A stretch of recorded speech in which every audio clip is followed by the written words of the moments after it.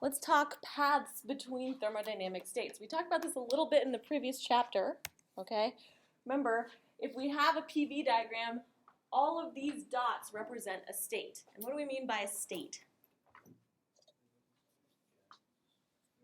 What variables do we need to form a state? Yeah, pressure, volume, temperature, okay? And from a PV diagram, as long as you know the number of moles, you can figure out, well, you can just read the pressure and volume, and you can calculate the temperature from PV equals nRT. Okay, so for each of these dots, you can find PV and T, PV and T, PV and T, all right? But a PV diagram also includes how you get from dot to dot, okay? So depending on how you draw these lines, but that tells you what kind of process you use to get from dot to dot. Now we've talked about 3 specific types of processes, and that would be isothermal, isobaric, and isochoric, okay? So constant volume, constant pressure, and constant temperature. Those are not the only ways you can get from one state to another. They're just the most easy to calculate ways, okay? You can go any direction, any curve connecting these 2 dots is acceptable as long as you can physically do it, all right? And so if you wanted to calculate the work done here, how do you calculate the work done from going from here to here? How much work is done?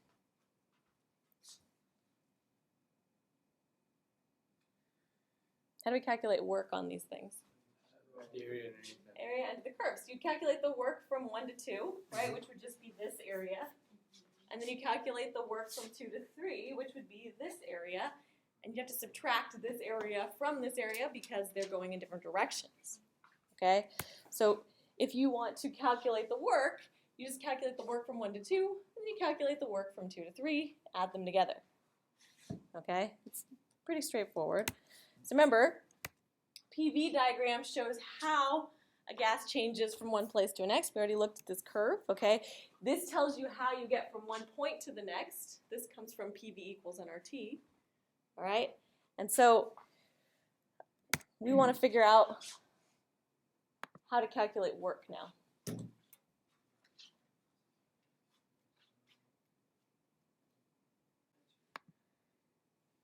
Better. Okay, so the answer is going to be negative, okay? If you integrate from I to F for either A or B, do you get a positive or negative value? Positive, right? But that is the work done by the system, right? This shows the work, if you take the integral on a PV diagram, is the work done by the system. So in order to get the environmental work, all you have to do is flip the sign. Okay, so if this gives you a positive value, you know the work done by the environment is just the negative of that value. Okay, so that's going to be B. Here's another question.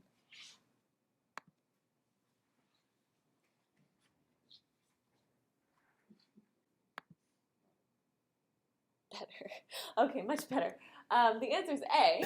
Okay, and remember the work is the area under the curve. So for A, the work is this, right? That's the area under the curve. For B, that's the work. Which one's bigger? A. Okay. So even though you're going from so remember we talked about when we talked about like conservative forces, we talked about integrals that were path independent. This is not that case, okay? The path you take to get from one state to another matters. The amount of work you're going to do will change depending on how you get from one state to another. Okay, and this ends up being how we calculate things like efficiency of a system.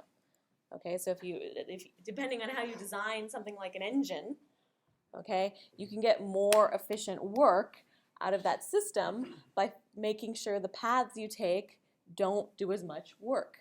Okay, or if you, depending on what you're trying to do, if you want the engine to do the work, then you want it to do more work for you. Okay, so that's where we're at.